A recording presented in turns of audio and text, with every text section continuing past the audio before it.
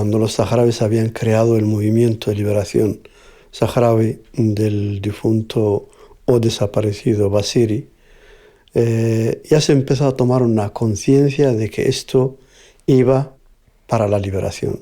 No había vuelta atrás. Me parece que fue en el año 70, en lo que se llamó los acontecimientos de Jatarrambla. Las manifestaciones del 17 de junio de 1970. Y la primera acción nacionalista saharaui antes de existir el propio Frente Polisario. El pueblo saharaui de manera pacífica. Cientos y miles de saharauis se concentraron en el Aaiún para pedirle a España más justicia, para pedirle a España que empiece a descolonizar el Sáhara Occidental. Una especie de estatuto de autonomía para el territorio, a pedir libertad con respecto a la metrópoli. De la manera en que iba a seguir dependía de la respuesta que iba a darle el gobierno español a esa manifestación pacífica del 17 de junio de 1970. No fue un movimiento revolucionario, pero era un movimiento que la administración colonial española lo enfrentó como si fuese un movimiento revolucionario.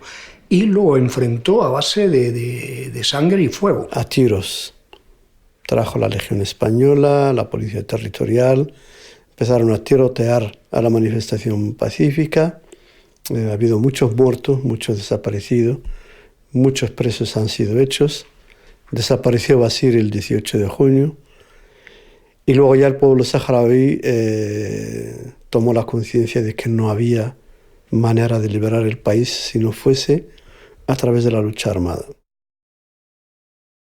La gente empezó a organizarse y el año 73, el 10 de mayo, se creó el Frente Polisario. Yo creo que ni siquiera se sabía que aquello se llamaba Frente por la Liberación de Sagialanra y Río del Oro, Frente Polisario. Pues yo, Polisario, cuando estaba en Aaiún, en las clases con estas mujeres, una de ellas me decía siempre: «Mestra, a mí no me gusta la bomba, pero si la partido dice que pone la bomba, yo pone la bomba para defender». El 20 de mayo el Frente Polisario optó por la lucha armada. Realmente la situación era muy complicada. Estoy hablando, me parece que en el mes de mayo del año 73. Y hizo su primera operación militar en el Hanga contra las tropas españolas. Luchas anticoloniales en el Sáhara, las fuerzas coloniales las habían conocido a lo largo de toda su vida. Pero digamos que en aquellos años había habido unos años de paz, de tranquilidad, desde el punto de vista de la actividad militar armada de lo que podríamos llamar el Frente Nacionalista Saharaui. Pero aquello rompió el equilibrio. Era tremendo, era un acoso tremendo hacia los saharauis, sobre todo hacia los jóvenes, ¿no?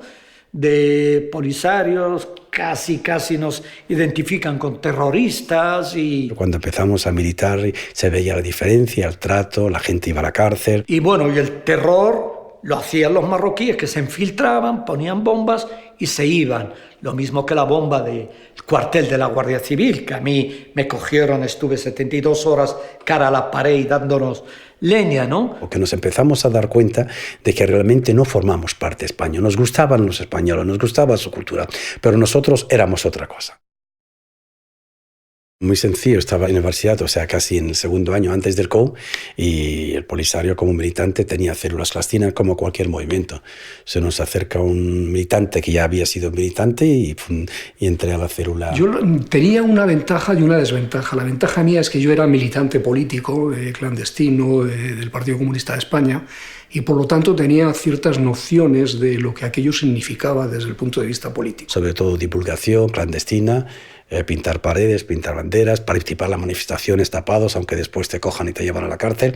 Era eso, era... obtener la mayor información posible, pasar información de lo que estaba pasando en el territorio del Sáhara a la dirección, en este caso, del Partido Comunista. Pintar carteles, poner banderas por las noches. La dirección del Partido Comunista pensaba que aquellos movimientos nacionalistas de alguna forma estaban inspirados por el viejo sentido anticolonial marroquí, pero de eso nada. Enseguida nos pudimos dar cuenta que aquello tenía un sentido nacional propio, que aquello no se debía a nadie, que aquello era autónomo. Cualquier cosa que pueda dar la visibilidad al Polisario, que era el movimiento, que realmente el pueblo quería. Porque no recibíamos tampoco ninguna información, pero empezábamos a saber que eso de ser de la policía territorial no era solamente llevar un uniforme bonito y estar ahí en una oficina pegando sellos. A lo mejor teníamos que terminar por pegar tiros o por reprimir manifestaciones,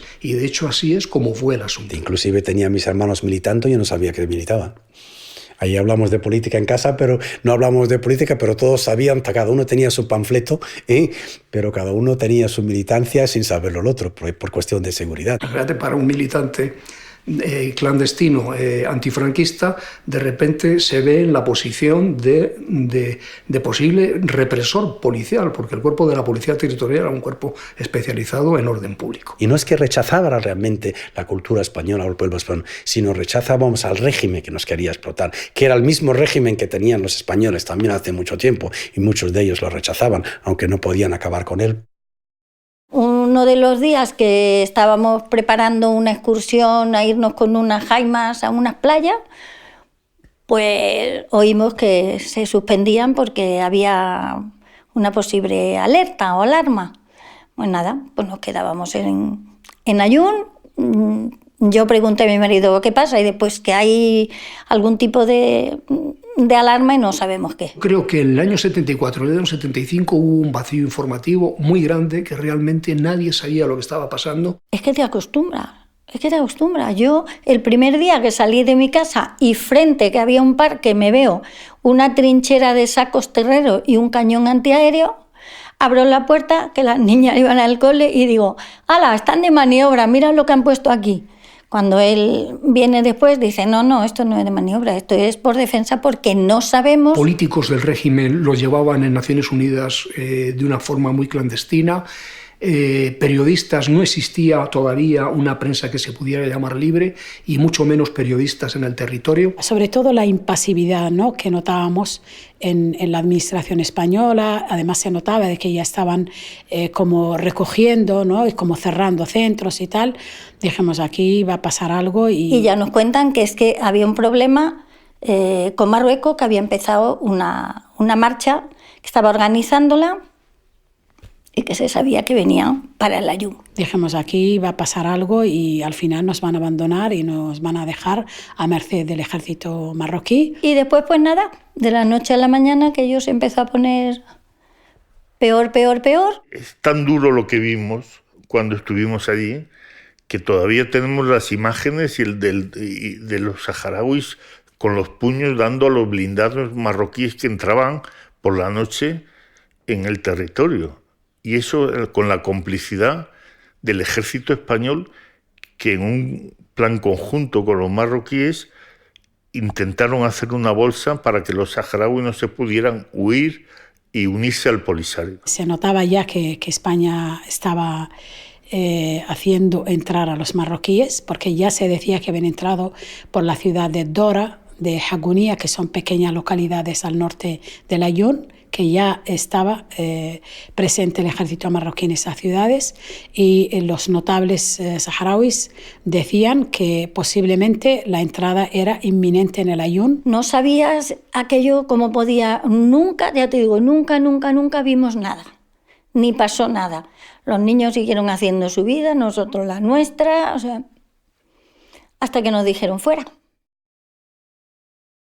La primera acción política que tuvo Juan Carlos como jefe de Estado en funciones fue ir al Ayun. Yo asistí a la visita que nos hizo el príncipe de España. Se presentó durante 10 horas, nada más. En el que declaró que España iba a defender el Sáhara y el honor del ejército español. Que España no iba a abandonar el prestigio, la dignidad del ejército y que no abandonaría a los saharauis. Y al final era justamente la visita para sentenciar al pueblo saharaui. Y a las 7 horas volvió a Madrid y les abandonó, les firmó los acuerdos de Madrid. Él participó directamente en la operación económica. Esa venta del pueblo saharaui a Marruecos y a Mauritania. Una madrugada nos llegó la voz de que los marroquíes estaban entrando de la mano del ejército español. Ya fue como en octubre, septiembre-octubre, que ya vinieron, dijeron que prepara una maleta, que hay que marcharse con calma, sin ningún problema, pero os vais. Yo dije que me quedaba porque estaba mal, estaba con un gripazo tremendo y me dijeron que no podía ser porque ya era la definitiva. Entonces, pues nada, pues me inyectaron para que se me bajara la fiebre, me fui al aeropuerto con las 2 niñas y nos metimos en los aviones. Y entonces un grupo de amigas decidimos escapar por la noche a ciudades donde no estaba la administración española y así lo hicimos. Salimos en un Land Rover, 3 amigas y 2 amigos, y viajando por la noche llegamos a la ciudad de Guelta. Allí vimos la bandera del Frente Polisario y allí nos recibieron las tropas y nos explicaron que efectivamente España iba a abandonar el Sáhara, que se lo iba a entregar a Marruecos y a Mauritania, que se firmaron los acuerdos tripartitos de Madrid el 14 de noviembre de 1975. Ya nosotros, en nuestra mayoría, los universitarios, estábamos matriculados en el año siguiente, cuando hubo el llamamiento del Frente Polisario de que no había otra opción para liberar el país de la ocupación marroquí y mauritana, sino es a través de la continuación de la lucha armada. Y fue en ese momento en que todos los estudiantes en Europa, no solamente en España, sino en Francia y en otros países, decidimos venir a Argelia para ir al campo de batalla y luchar por la liberación de este país. Pues mi marido me contaba que nada, que allí estaban, que sí, muchísima tropa. Mi casa se convirtió pues en un acuartelamiento porque empezaron a poner literal para meter a más. Y nada, que no pasaba nada, que estuviésemos tranquilos, que no pasaba nada. Que sí que la Marcha Verde seguía avanzando, pero que como eran mujeres, niños y ancianos, pues que allí se decía que no iban a hacer nada de nada. Fueron momentos difíciles porque uno se planteaba terminar mi carrera o liberar mi país y no era fácil decidir. Hasta que le dijeron, señores, a empaquetar y nos vamos. Pues a Guelta primero nos distribuyen para que pudiéramos colaborar.